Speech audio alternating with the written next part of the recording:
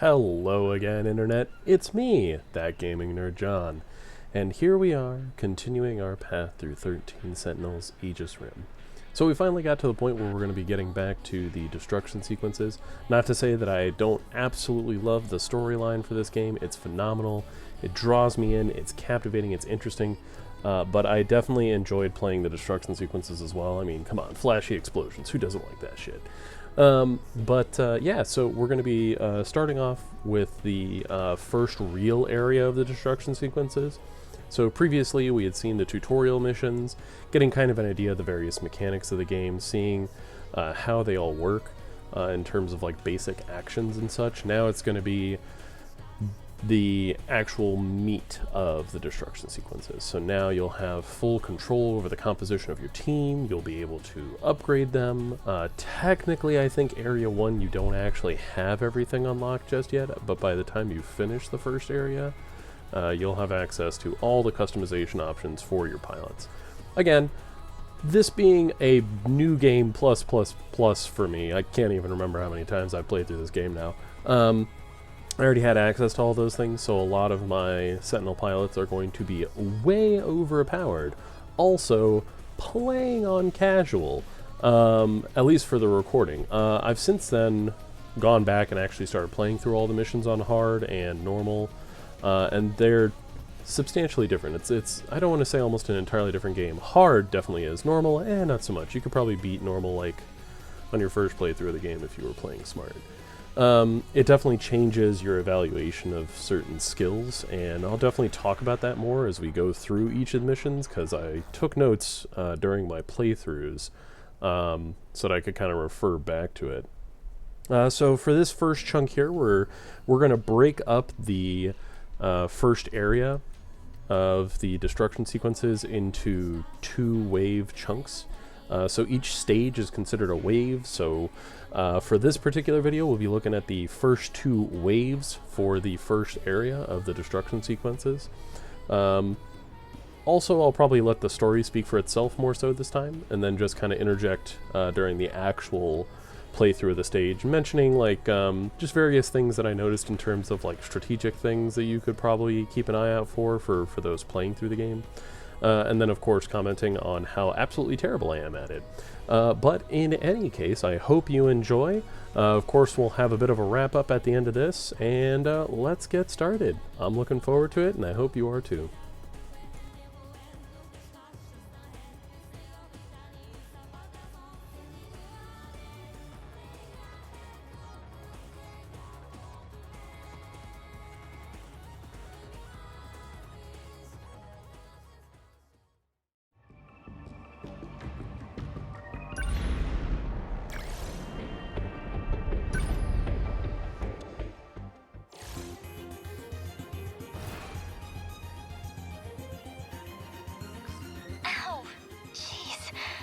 Walking in this thing is rough.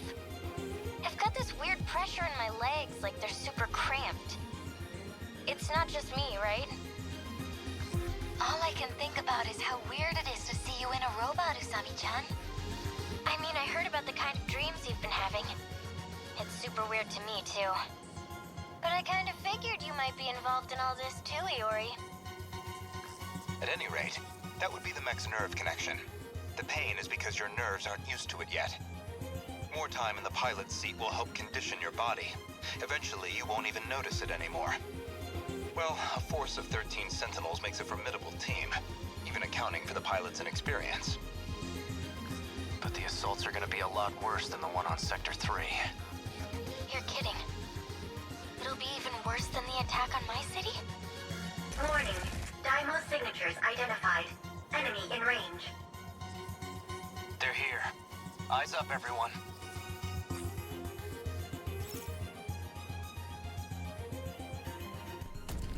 Alright, so here we go, getting started. So basically every mission is going to have kind of the same objectives. Kill all the things, or survive all the things.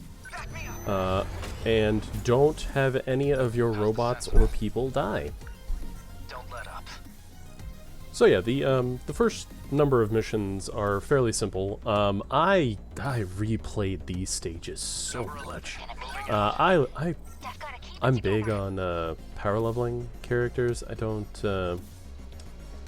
It's funny, you'd think talking about wasting time playing the game on hard, but I probably invested as much time just like replaying this stage as I would have if I had just played the game on normal my first time through. You know, mistakes. That said though, I definitely know this stage like the back of my hand. It might not be evident in some of the movements I'm making, but I'm basically staging my heroes to be in the right spots. So like my Sentinel pilots have a particular loadout based on my preferences for playstyle, so I'm a big fan of sentry guns. They're just beyond strong. Like I mentioned in the tutorial video, leap attack is really good. It becomes far less good on hard. I think it's still pretty strong on normal, but like on hard, everything just has so much more health. It's not as efficient a way of taking things out. Tackle actually becomes substantially better. Also really good on easy and normal are interceptors. They're just extra damage for free. It's really, well, I say for free, it's, you know, energy cost, but like it's really solid. They're very, very good. They don't stand a chance. Did I get it? Got one. No room for hesitation. Take this. Yeah, Demolisher Blade, it's gonna just always be a good move. It's very high damage output, and its only drawback is that it's a lot of hits instead of being one big hit, which really only matters when you get to some of the later stages. Like this early on, it's going to maintain its potency. Sentry Gun a go-go. Karabe's not the best Gen 3 for that, in my opinion. If you're going to be going a Sentry Gun path, you probably want to go with Shinonome. We'll see why when I get around to using her. Missiles. And we're good. Yep. Number 11, moving out. Mess this up. Okay. Mine, gotta think. No room for Yep, there we go. That's the first use of defend right there. I know I joked that I like never really had to defend. I actually decided to keep track. I defended a lot more than I remembered. Sometimes it was an accident, I'm not gonna lie, and I just kind of rolled with the punches.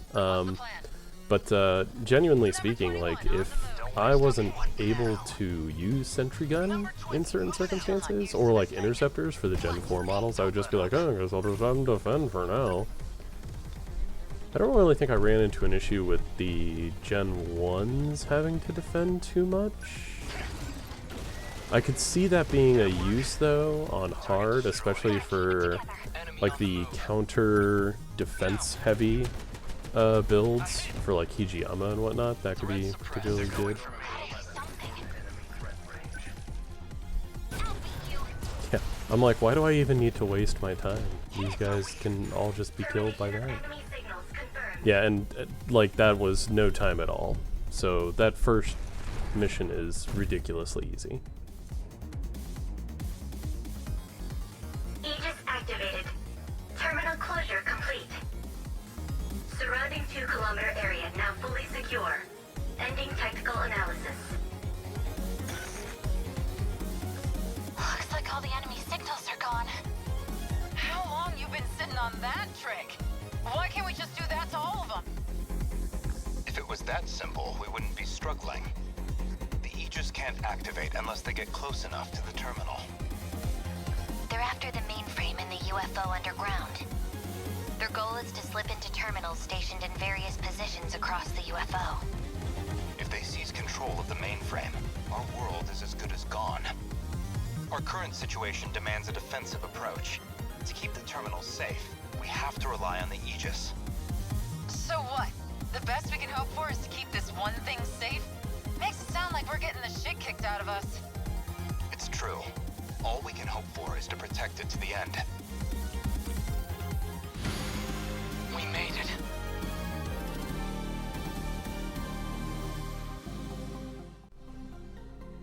Yeah, so that's pretty much it for the first mission.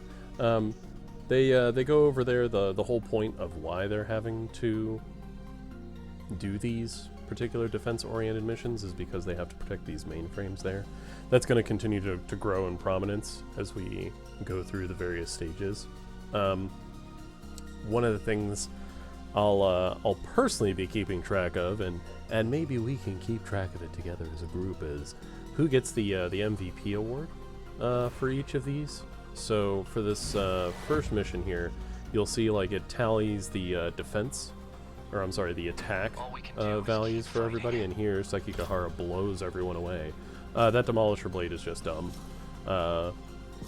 And then the stats on the side there, so you've got your score, consecutive hits. Unfortunately, I didn't do that many hits here. Don't worry, it's pretty easy to do that. Number of defeated enemies, and then just your total score, and all that stuff just gets converted. So this was, I think, my first mission I played after originally beating the game. So it was like, here, have all of these points. Which then were converted into meta chips, which is your currency for upgrading. So that was substantially amazing for me. But I don't even think I really got into upgrading my team until way later. So we're gonna swap things around a little bit. I always try to do the bonus objectives on my playthrough that I was showcasing, because that's how I played through the game originally.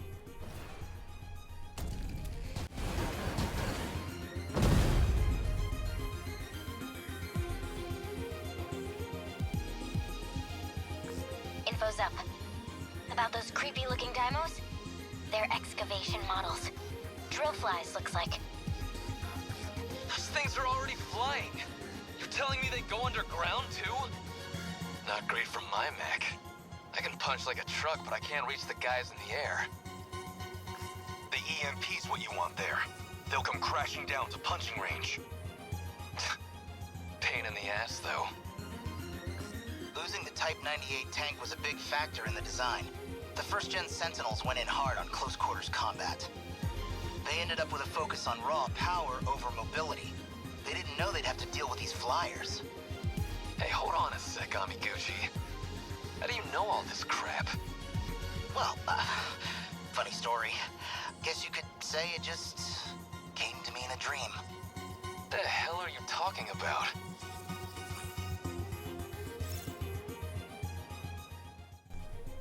Alright, here we go, getting started with the second wave. So, like they were talking about, you know, flyers. It's not really as annoying as you might think. Yeah, sure, like your Gen 1s don't really have much of a way of attacking, and there are actually a number of abilities that are designed to be anti-ground.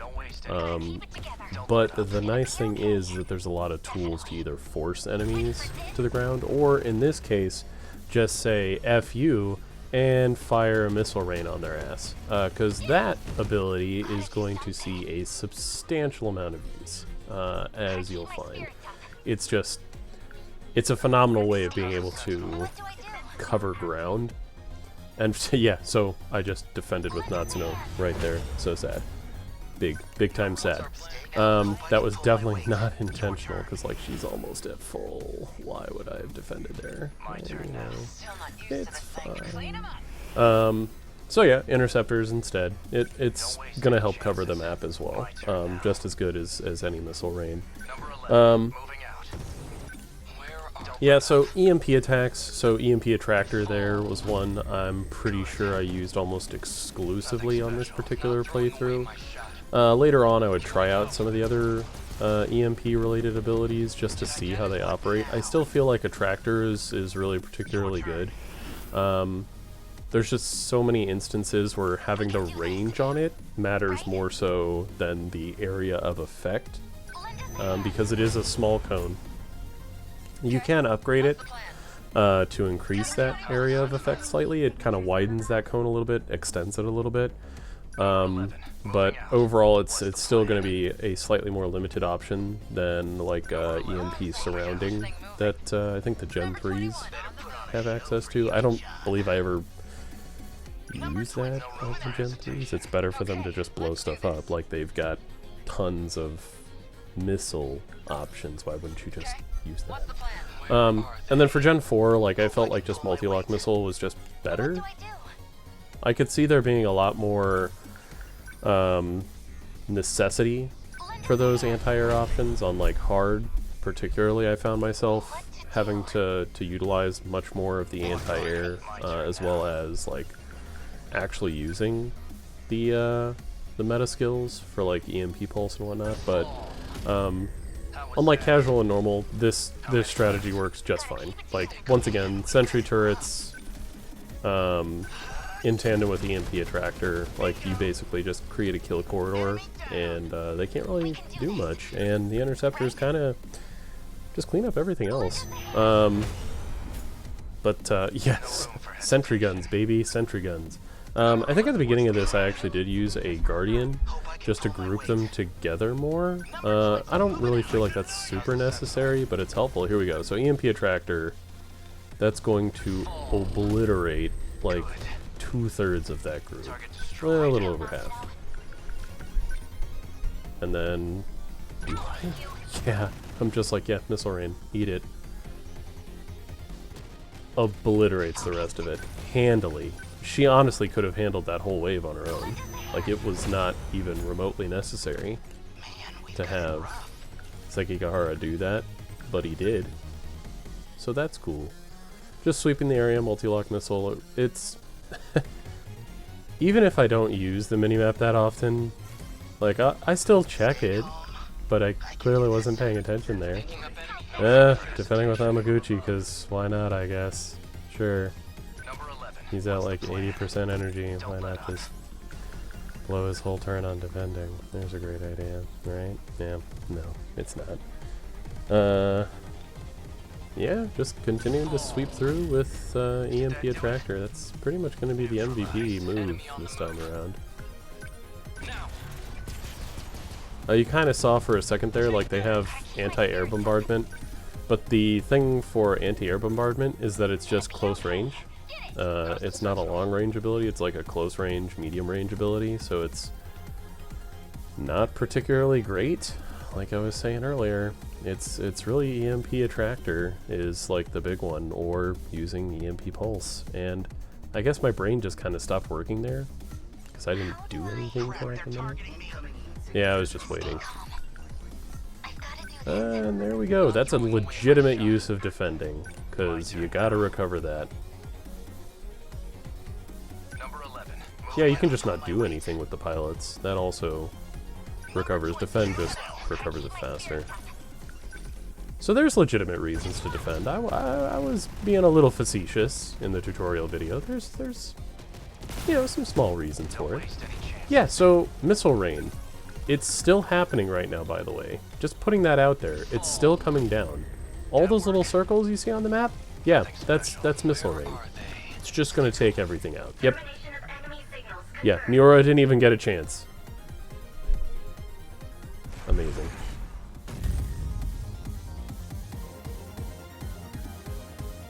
Aegis activated. Terminal closure complete. Surrounding 2-kilometer area now fully secure. Ending technical analysis. Yeesh, what a mess. At least this area's okay now. My head's been really hurting for a while now. Is something going wrong? Now that you say that, mine's pounding too. Something messing with our heads. That's the operating limit of your Sentinel. You'll feel better once you're out. Piloting the Sentinel is an intensely demanding process. Using it puts massive pressure on your brain. You can't remain deployed for extended periods, or you start getting backlash. Don't overdo it. I'm not responsible if you end up decoupling your brain from your nanomachines. I suggest you get out of the Sentinel right now, unless you want to forget your entire life. Not exactly a user-friendly robot. Let's get out of these, Fuyusaka. Yeah. Man, this is rough. Okay, so there's the second wave taken care of for the first area. One of the things they mentioned there at the end is the operational limits. That's actually tied into a game mechanic. So it's cool, again, to see how, like, mechanics feed into plot that feeds into mechanics. Like, there's this feedback loop that I really appreciated. You'll notice in the score on the right there, though, you see that win streak. It does give you a bonus for just continuing to fight, which is thematically, again, appropriate, something that's story-wise related to the game. Just nice to see. Honestly, that's one of the best ways to get a crap ton of meta chips, is to just keep fighting battles. It's really easy to just kind of refresh your Sentinels playing one of these like first 2 missions here. You can see how incredibly simple they are, and just resetting your team to continue fighting. But for now, we're going to end this little segment here that we'll be examining. We'll continue along our trek through the first area of the destruction sequences. I just figured it'd be a little bit more palatable to break it up for you all instead of just having one megalithic video like I did the first time around. I really enjoyed these particular combat sequences just because it's not like super heavy strategy, but it's still like enough strategy for me to enjoy it. That kind of like tower defense aspect of it, but very, very distilled down to its core, just like defending the one spot, having the various challenges they throw at you. I really enjoyed. And if you really enjoyed our little trek together here, then go ahead and hit that like and subscribe button so that you have any kind of notion whatsoever that I exist. It helps, supposedly. But yeah, thank you again for watching. Thank you for enjoying this content, hopefully along with me.